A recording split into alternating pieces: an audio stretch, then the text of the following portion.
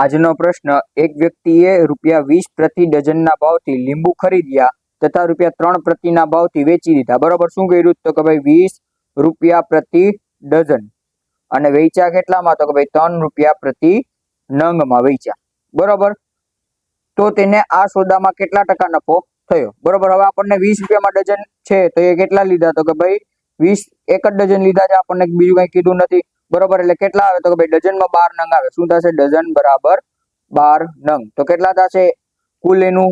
તો કે ભાઈ કુલ એના થશે 20 ભાગ્યા 12 કરવા પડે તો આપણને એક લીંબુની કિંમત મળે. પણ અહીંયા આપણને શું કીધું છે?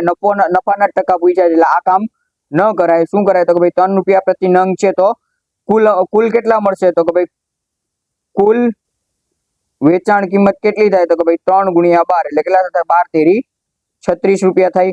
બરોબર. હવે આપણને નફાનું ખબર છે તો કે ભાઈ આપણને નફાની ટકાવારી બરાબર શું થશે?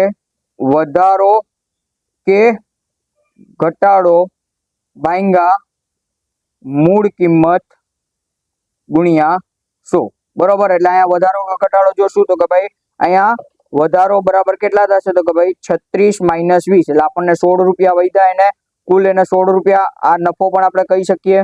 બરોબર. કેટલા આવ્યા? તો કે ભાઈ ₹16 એને વધ્યા. મૂળ કિંમત કેટલી છે? તો કે ભાઈ મૂળ કિંમત ₹20 છે, એને ગુણ્યા 100. શું થશે? 20 × 5 = 100 અને 16 × 5 = 80% એને નફો થશે. એટલે અહીંયા આપણો ઓપ્શન સી સાચો પડશે. આ પ્રશ્નનો જવાબ તમારે કમેન્ટમાં આપવાનો છે અને આવા જ પ્રશ્નો માટે યુટ્યુબ અને ઇન્સ્ટા પર ફોલો કરવાનું ભૂલતા નહીં અને વિડીયો ગમ્યો હોય તો લાઈક કરી શેર કરવાનું ભૂલતા નહીં. જય હિન્દ, જય જય ગરવી ગુજરાત.